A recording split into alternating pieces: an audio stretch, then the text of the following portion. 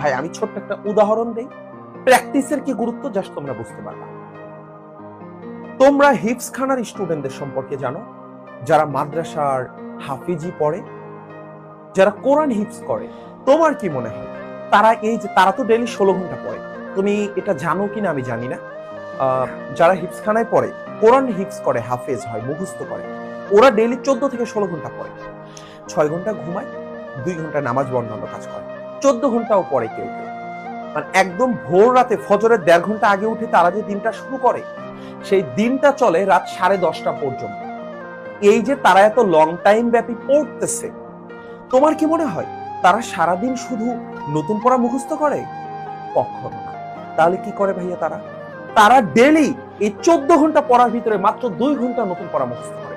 সেটা হলো ফজরের আগের 1 ঘন্টা এবং মাগরিব নামাজের পরের 1 ঘন্টা। বাকি সারাটা দিন তারা, ধরো একজন হচ্ছে 10 পারা কোরআনের হাফেজ হয়েছে, তো ওর হচ্ছে এবারে 11 নাম্বার পারার 1 নাম্বার পেজটা আজকে নতুন পড়া মুখস্থ করছে। তো ও কিন্তু আজকে সারাদিন ব্যাপী ওই প্রথম 10 পারাই পড়বে। শুধু আজকে মাগরিবের পরে 1 ঘন্টা শুধু 11 নাম্বার পারার 2য় পৃষ্ঠা নতুন করে মুখস্থ করবে। এটা হলো হিফজ খানার নিয়ম এবং এটা যুগ যুগ ধরে চলে আসতেছে। এই জন্য দেখবা হাফেজরা ভিনদেশী একটা ভাষার এই 600-700 পেজের কোরআন একদম মুখস্থ করে ফেলে এবং ভুল হয় না। এটা কেন পসিবল হয় মিয়া? কারণ তারা রিভিশনটা নেই। এইটাকে তারা 7 সবক বলে, আমুক্তা বলে। এই যে তারা তাদের এই রিভিশনটা ডেলি করে, 14 ঘন্টা পড়ার ভিতরে 12 ঘন্টা শুধু রিভিশনই করে। এই রিভিশনের জন্য তারা শেষ পর্যন্ত ইয়াদ রেখে হিফজ কমপ্লিট করতে পারে। তো তুমি যদি অ্যাডমিশনে কাঁপিয়ে দিতে চাও, খুব ভালো করতে চাও, ঢাকা ভার্সিটি হোক, যে কোনো ভার্সিটিতে হোক, তোমাকে কি করতে হবে?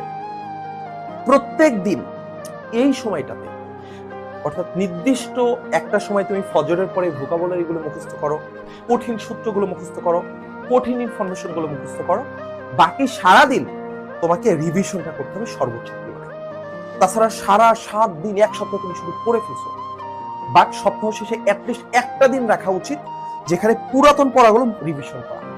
এটা উইকলি অ্যাটলিস্ট একদিন রাখবে। এটা যদি না করো, 1 মাস পরে দেখবা তুমি লাস্ট 1 মান্থে যত কিছু করছো কিছু মনে নাই, তখন তুমি ডিমোটিভেটেড হয়ে যাবা। এক্সাম হলে গিয়ে তুমি অনেক খারাপ একটা দিন ফেলবে। এই জন্য কি করতে হবে ভাইয়া? রিভিশনটা মাস্ট এবং টাইম ম্যানেজমেন্ট।